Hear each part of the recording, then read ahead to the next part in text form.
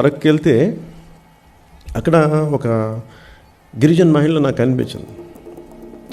ఆవిడ నన్ను బిందులు పెట్టారు ఫస్ట్ రోడ్ల మీద. నేను ఎక్కడ ఇంకొంచెం అప్పటికి 4 గంటలు తిరిగి వస్తుంటే ప్రతి చోట ఇట్లా బయట దిగి మాట్లాడాలి అయిపోయింది. అప్పటికి నాకు ఒక 4 గంటలు నుంచొని ఉన్నా, కాళ్ళు అవుతూ ఉన్నాయి.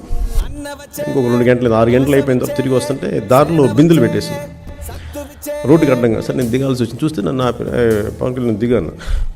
సరే ఏంటమ్మా అంటే నువ్వు ఇది అంటే వాళ్ళకి నన్ను చూడగానే వాళ్ళకి ఏమనిపిస్తుంది, మా ఇంట్లో ఈయన పిలిచి లాగితే అని చెప్తే వింటాడు అనుకుంటాను, తీసుకెళ్తారు. సరే రామ్మ అంటే ఏంటమ్మా అంటే మాకు నీళ్ళు సరిగ్గా రావట్లేదు, చూడు మేము ఎలాంటి నీళ్ళు తాగుతావు, నువ్వు రా అని చెప్పి. ఇల్లు ఎక్కడ అంటే అది ఊరు ఎక్కడ అంటే ఇది అని చెప్పారు. మెయిన్ రోడ్లోంచి కొంచెం లోపలికి అన్నారు. చూస్తే తీసుకెళ్తే ఎదగమంటే అదే అని చెప్పి ఒక 10 అడుగులు అన్నారు. ఆ 10 అడుగులు కాస్త 1000 అడుగులు అయింది రావట్లేదు. ఇంకెంత నుండి 7 కిలోమీటర్లు నడిపించాను అని ఎందుకు చెప్తున్నాను, రోల్ మోడల్ కనెక్ట్ చేస్తాను.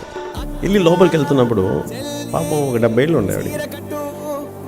లోపలికి వెళ్తే ఊరంతా తిప్పారు. ఆ మట్టి ఎలా ఉందంటే జారిపోతుంది, ఎగుడు దిగుడు మధ్యలో జారిపోతుంటే నేను అన్నాను, నేను ఇంకా 2-3 సార్లు పడబోయాను. ఏమ్మా మీరు పడరా అంటే ఇంకా వర్షం లేదు ఆ రోజున. ఎందుకు పడం బాబు, పడతాం అని చెప్పి మళ్ళీ నవ్వుకుంటాను. మళ్ళీ ఎందుకు తప్పదు కదా, మేము లేచి మళ్ళీ నడవాలి అని వెళ్ళి చూస్తే ఆ నీళ్లు అక్కడ ట్యాడ్ పోల్స్ ఉన్నాయి, చిన్న చిన్న క్రిములు తిరుగుతూ ఉన్నాయి, కనిపిస్తున్నాయి పురుగులు. వాటిని వడకట్టుకొని తాగుతారు. ఇది మా నీళ్ళు అన్నారు. ఇది మనం ఉన్న సమాజం, ఇది అక్కడ దూరంగా లేదు. ఆవిడేం అడిగింది తెలుసు, ఏం లేదు బాబు, కొంచెం నీళ్ళు కావాలి మాకు, మంచి నీళ్ళు ఇప్పించి బాబు, ఇంకేం వద్దు. అది కూడా ఇప్పుడు అడగలే, మేము ఎప్పుడు గవర్నమెంట్ ఫామ్ చేశాక మా అమ్మ ఊరిని గుర్తుపెట్టిన, అందుకు చెప్తున్నాను.